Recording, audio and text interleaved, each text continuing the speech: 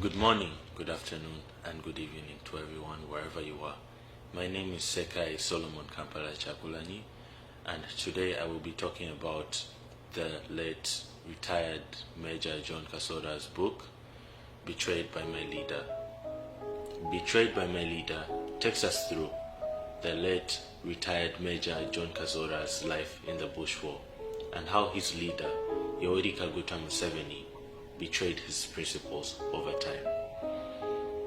In this book, we get to see that Yoweri Kaguta Museveni, who once stood for unity for all peoples in Uganda, justice for all, and human rights, came to be the one thing that he preached against. What once began as a revolution for democracy has now become a dynasty built on lies, conspiracy, and deception. And what once was meant to be a government built by the people for the people has now become one man's family business. We dive into the late retired Major John Kasora's book, an expose of Museveni and who he truly is.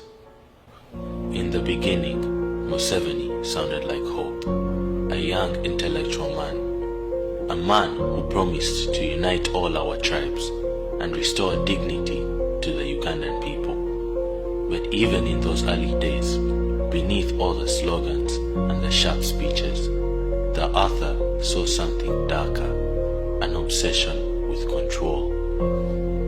Loyalty mattered more to Museveni than courage. Obedience mattered more than the truth. And the very methods used to win the war, secrecy, manipulation, and the silencing of all their enemies, became the blueprint for the dictatorship that followed. He became the very thing he swore to destroy. When Museveni came into power in 1986, Ugandans celebrated. They thought that the tyranny was over. Songs of freedom filled the air, but the honeymoon was very short-lived. Shortly after, all political opponents to Museveni either disappeared or were incarcerated. Let's speak facts. Museveni abolished political parties. He abolished political parties and replaced them with a movement system, a one-man structure that demanded loyalty over political freedom and demanded loyalty over the love for your people. Museveni built the NRA into the UPDF, and this new UPDF was Museveni's own little personal army, which he used to purge political enemies and to silence the Ugandan people. Anyone that came up to say anything against Museveni was immediately silenced. Even his own comrades, the likes of Besigye, Sejusa, and Mushega, all were silenced. Some were exiled, jailed, and some were even killed. All of these among others. These were the tactics that Museveni used to intimidate and silence the Ugandan people right after he came into power. This is how Museveni has held power for such a long time. By the mid-90s, the Bush Wars dream was now gone, rotten. The 10-point system that Museveni and his comrades had built early on in the struggle that put forward democracy, the advancement of society, and the well-being of the people was now down, and a new system that based itself off bribes, intimidation, and killings was put in place, not to ensure the well-being of the people of Uganda, but to ensure the longevity of Museveni's government, to leech and milk Ugandans for as long as possible. The revolution was over. Now the regime had begun. Museveni's Uganda runs on surveillance and silence. The Chieftaincy of Military Intelligence, CMI, the Internal Security Organization, ISO, and the Special Forces Command, SFC, all of them function as extensions of one man's paranoia. Safe houses became torture chambers. Citizens vanish in the night.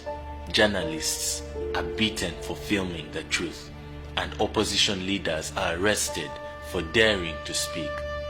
In this Uganda, you do not need to commit a crime to be imprisoned. You only need to think differently. This, my brothers and sisters, is how the revolution eats its own children. While the people are controlled by fear, Museveni builds a dynasty behind the curtains. Janet Museveni, his wife, becomes a minister. Relatives control security, intelligence, and finance, and his son, General Muhoozi Kainerugaba, is quietly groomed to inherit power.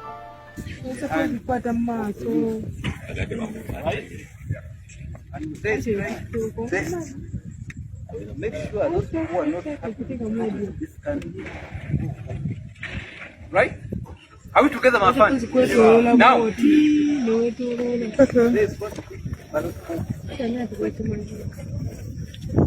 Right? It's physical. All people who he has been with. Are we together? Meaning the last date of the retirement of the general 20. All of them. Right? Now 2028. We shall identify officers which we are doing now. Where the regions where they come from. MK project. MK what? Project. MK project. Go against it. I am telling you, we shall crush you. We shall do what? We shall crush you. I am not a Munyankole and I have never been a Munyankole. My mother is a Mutoro. Sawa. But to be who I am right now, I will tell you by Munyankole, I became a Koporo by Munyankole.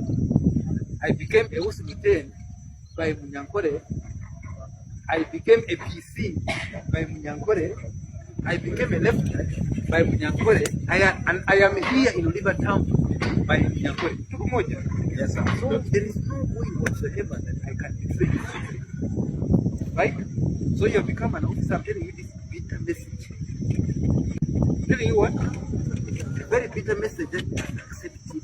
That if they come, we finish 2026, he comes, we hand over 31, give us the blessing, then the MK project takes what?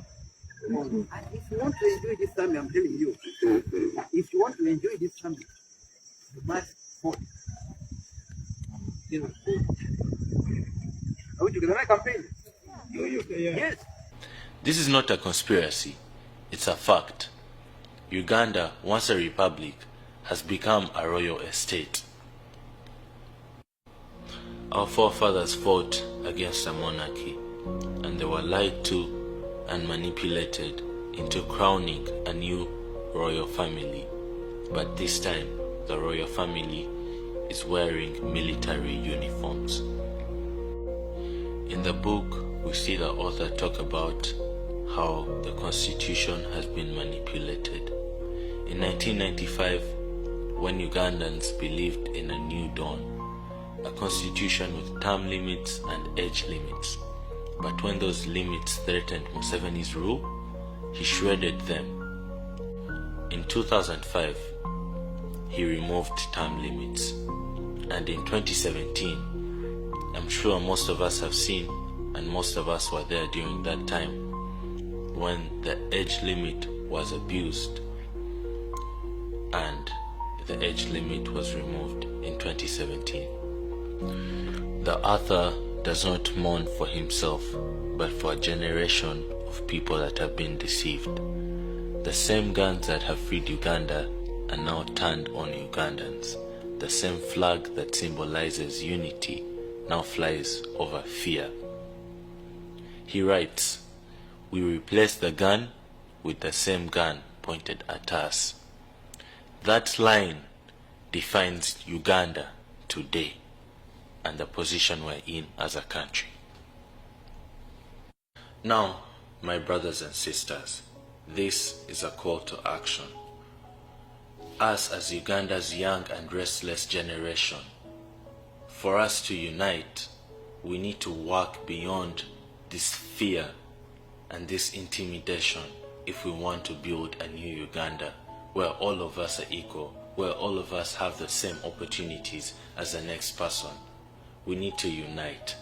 The current regime survives through military control, manipulation, corruption, and patronage, but it cannot survive in a population where 80% of us are under the age of 30. We need to unite and look past all this manipulation. We need to look past everyone's tribes. We need to look past everyone's differences.